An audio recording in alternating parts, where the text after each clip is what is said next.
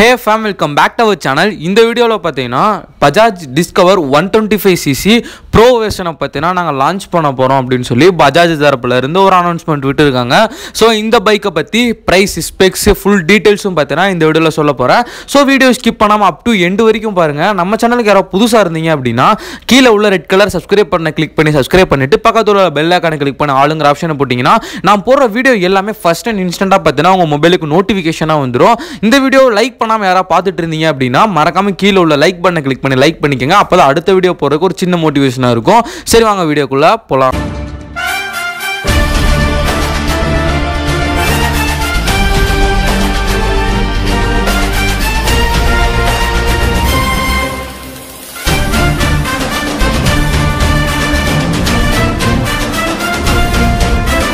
Bajaj தரப்புல இருந்து Discover 125cc Pro version பத்தினா நாங்க லான்ச் பண்றோம் அப்படிங்கறத அனௌன்ஸ் பண்ணிருக்காங்க.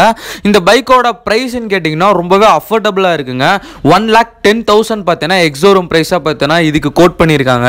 Bajaj வந்து இந்த 2024ல 6 பல்சர் பைக்கா நாங்க லான்ச் பண்ண போறோம் அப்படிங்கறதையும் சேர்த்து அனௌன்ஸ் பண்ணிருக்காங்க. பல்சர் பைக் மட்டும் கிடையாதுங்க. இந்த Bajaj Discover 125cc Pro பத்தினா அதுவும் தான் சேர்த்து லான்ச் பண்ண போறாங்க. இப்போ உங்க ஸ்கிரீன்ல பாத்துட்டு இருக்க இந்த பைக் தான் உங்களுக்கு Bajaj Discover 125cc Pro version இந்தியால லான்ச் பண்ண போறாங்க. இந்த பைக்கை மொத்தம் 2 வேரியண்டா லான்ச் பண்ண போறாங்க. பேஸ் வேரியன்ட், டாப் வேரியன்ட் அப்படினு சொல்லி.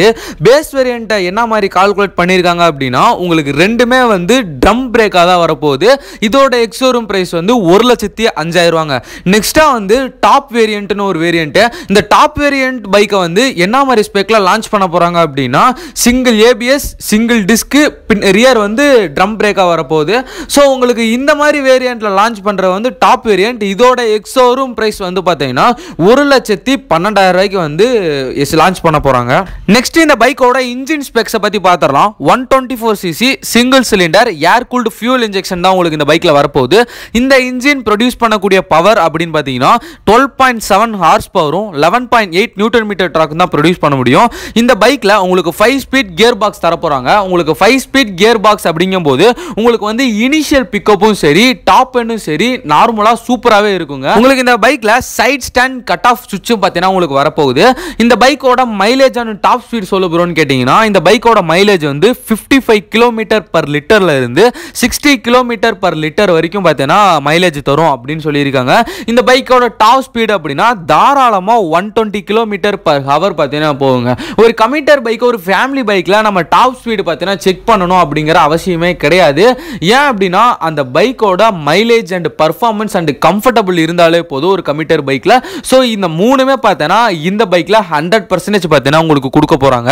இந்த பைக்கோட பிரேக்கிங் சிஸ்டம் அப்படின்னு பார்த்தீங்கன்னா உங்களுக்கு டாப் வேரியன்ட்ல நான் முன்னாடியே சொன்ன மாதிரி ஃப்ரண்ட் பார்த்தீங்கன்னா டிஸ்க்கும் சிங்கிள் சேனல் ஏபிஎஸ் ஓட ரியர்ல வந்து ட்ரம் பிரேக், இது வந்து டாப் வேரியன்ட்.